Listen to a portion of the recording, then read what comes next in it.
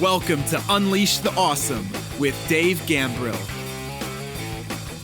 All of us have unique skills, talents, and abilities that aren't being used to their full potential. Our mission is to share the people, tools, apps, and other resources that will help you unleash your awesome on the world.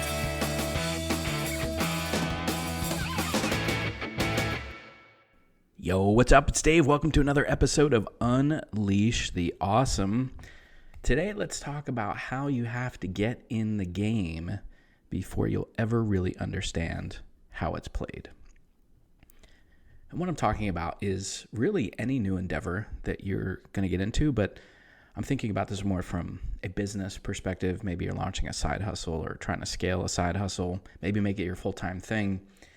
And what I see a lot of people doing is they try to study their way to success. They try to gather all the information, and then they get locked up in what I might call analysis paralysis. They just keep looking at more data, taking more courses, doing more things, getting more coaching, going through all these processes of synthesizing more information, but they don't ever take the action steps necessary to actually be in the game, to do the thing. And the frame of reference I'll give you on this is driving a car, because I think we've all gone through this process and can relate to it. So when you first learned how to drive a car, I'm pretty sure you went through some kind of in the classroom teaching. You had to learn the rules of the road and how a car worked and what a turn signal was and all of those things. And so you had to learn the intellectual side of it. You did have to do some of that.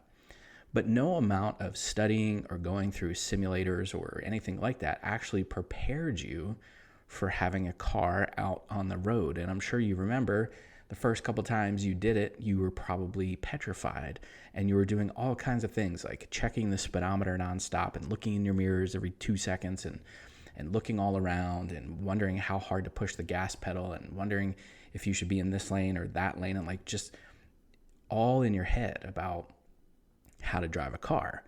And while the stuff that you learned in the classroom gave you some foundation for how to do that, you didn't really know how to drive that car until you got in the car and drove it. And then you're like, oh, okay. Oh, so that's what it means. Oh my gosh, that bicycle was in my blind spot. Now I understand what that means. I read about it, but now I get that. Wow, I almost hit that person on the bicycle because I didn't check my blind spot. I need to make sure I do all of that. Right? And so we can use many analogies to illustrate this for sports. All right, you could sit there and you could study the offense you're going to run. You could study the defense that the other team is going to play against you. But not until you get in the game and actually do it, do you fully understand it? Do you fully get it? Do you go like, oh, okay, that's what this is? And then only through lots and lots and lots of repetition do you fully get it to the point where it's then what we might call unconscious competence, meaning you don't have to think about it. You're in a flow state, right? If you think about football quarterbacks like Tom Brady or Peyton Manning, right? They don't do a lot of thinking about how to throw a football or who's going to be open when, right? They have more of a feel. They call the plays. They feel what's happening in front of them. Notice I didn't say they see it. They feel it. They perceive what's going on in front of them, and without much conscious thought, they can throw the football into the tightest little window and have success with it. And they do it over and over and over again, but only through lots and lots of repetition does it happen. Now, even Peyton Manning, while he was playing, famously, like he studied and studied and studied, and he watched more film probably than anybody on his own team, but also the opponents and their tendencies and things like that. And so he knew all of those things, but not until he got in the game and did it make any sense. That's why in the offseason, you'll often see receivers going to work out with the quarterbacks because they want to work on their timing. They want to work on their rhythm. They want to work on their flow. They need to know what each other is going to do without them having to say anything, right? There's a feeling. Same thing in creative pursuits, like if you were going to be in a play, a school play or something, or be in a movie, right? It's one thing to rehearse your lines and to understand kind of what the script says and where you need to be, but not until you get out on that stage and start doing it, or till you get out on the set and they start filming it, do you understand what's happening and what's going on? And then you go, oh, okay, I get it. Maybe it's painting, right? You can watch Bob Ross all you want on TV and watch him make happy little trees and all that fun stuff. But until you put a paintbrush in your hand and put that on the canvas with some paint, do you fully understand how to do it, right? You have to do it. You have to get in the game. Only after you get in the game will you fully understand how it's played, right? So let's think about this from a business perspective. I see a lot of people who are like, I need to do this. I need to launch a website. I need to launch a funnel. I need to start an email list. I need to do Facebook Lives. I need to do all this stuff. And so they'll study all these things, but they'll never do it. You have to get comfortable with the idea of what I call building the ship as you sail it, right? It's going to be messy when you start. All creative endeavors are messy when you start. They're not going to be perfect. You got to give yourself some grace. The good news is when you first start these things, you're not going to have a huge audience anyway.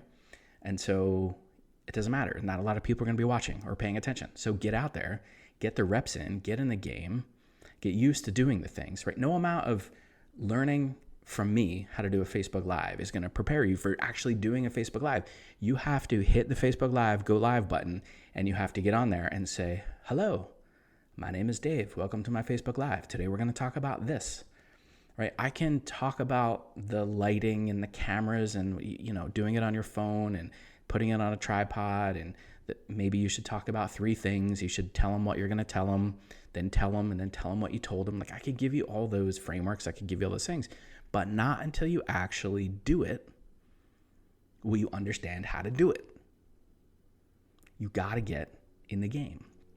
All right. So I see people, and I get a good look at this because of some of the affiliate relationships I have with companies like ClickFunnels and Kajabi and some of the tools that you would use to launch your business online.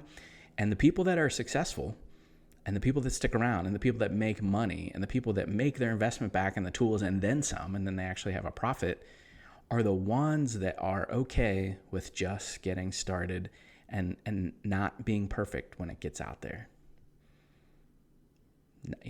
I've heard Seth Godin say, if you're perfectly happy with something you've put out into the world, you've probably waited too long to put it out there, right? He's also talked about, and many people have talked about, a minimal viable product, MVP. How can you get something out there that is going to serve your audience, but doesn't need to have all the bells and whistles, but you can get it out there, and then you can learn how Kajabi works. You can learn how ClickFunnels works. You can learn how to process a payment. You can learn how to do subscription payments through Stripe, right? You can read all the stuff in the world, like how to do a Zoom webinar. You can read all the instructions, but until you do it, you won't really know how to do it. And I understand that some people are wired in such a way that they need to get a lot of information. They're logical thinkers. They need to get a lot of information before they'll do it. And there's other people who will just do it without a lot of information. And I'm actually in that camp. I have a bias for action. I'd rather do it and we'll figure out how to do it later, right? This idea of I'm more concerned about the wow than the how. But I get it that some people are more concerned about the how than the wow. And so it'll take them a little bit to get started. And so my encouragement to you, if you find yourself in that spot of studying is you have to just get in there. You just have to get in the game. You can't study your way to success. You can't read another thing that will help you make a profit in your business or scale your side hustle. At some point, you just have to do it. You just have to get in the game. All right, that's it for this week's episode. Until next time, go unleash your awesome on the world. See ya. Thanks for listening to Unleash the Awesome. Please be sure to subscribe, rate, and review wherever you listen to your podcasts. And please share us on your favorite social media platforms using #UnleashAwesome.